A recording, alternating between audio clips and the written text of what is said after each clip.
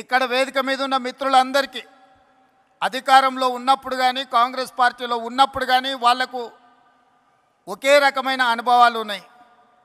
నాకు మాత్రం భిన్నమైన అనుభవం ఉంది వైఎస్ఆర్ గారితో. నేను మొదటిసారి 2007లో మొట్టమొదట స్థానిక సంస్థల నుంచి శాసనమండలి సభ్యుడిగా నేను కావచ్చు, మా మిత్రుడు భట్టి గారు కావచ్చు, లేదా మా గిడుగు రుద్రరాజు గారు కావచ్చు, లేదా పెద్దలు సిపిఐ నారాయణ గారు, వాళ్ళు ఎవరు ముఖ్యమంత్రిగా ఉన్నా వాళ్ళతో కలిసి ఉన్నా వాళ్ళతో కలిసి లేకపోయినా సమస్యల్ని గుర్తు చేసే విధానంలో మనమందరం చూస్తూ 2007 మొదటిసారి శాసనమండలి సభ్యుడిగా సభకు వెళ్ళినప్పుడు ఐఏఎస్కు ఐపీఎస్కు ప్రిపేర్ అయ్యే వాళ్ళు కూడా రాత్రంతా చదివేవాళ్ళు నాకు తెలీదు. చదివితేనే ఐఏఎస్ అయ్యినరో కాలేదో నాకు తెలీదు. కానీ శాసనమండలి సమావేశాలు వస్తున్నాయి అంటే సమస్యల్ని ప్రస్తావించాలని, సమస్యల లోతులను తడమాలని, వైఎస్ఆర్ దృష్టిని ఆకర్షించాలని, వైఎస్ఆర్ గారి ముందల బలమైన వాదనను వినిపించాలి అని రాత్రంతా చదువుకొని ఉదయం సరాసరి శాసనమండలికి వెళ్ళి వారి ముందు చాలా విషయాలను, ప్రభుత్వం తీసుకుంటున్న సంక్షేమ అభివృద్ధి కార్యక్రమాలను ప్రస్తావించి బలమైన వాదనను వినిపించేది.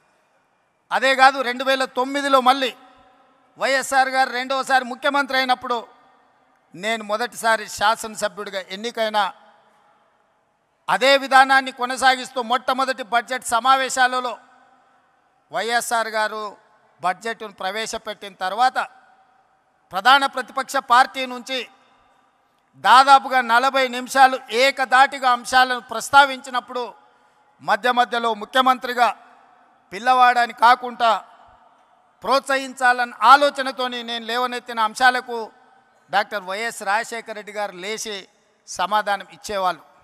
పక్క నుండి నాకు తెలిసి శైలజనాథ్ గారు అనుకుంటా, ఆయన అట్లానే మాట్లాడుతుంటాడు. సార్ మనం రిప్లై ఇస్తే ఇంకెక్కువ మాట్లాడతాడు, మనం చెప్పకపోవడమే మేలేమో అని చెప్పిండు అనుకుంటున్నాను నాకు గుర్తున్నంత వరకు చెవిలా.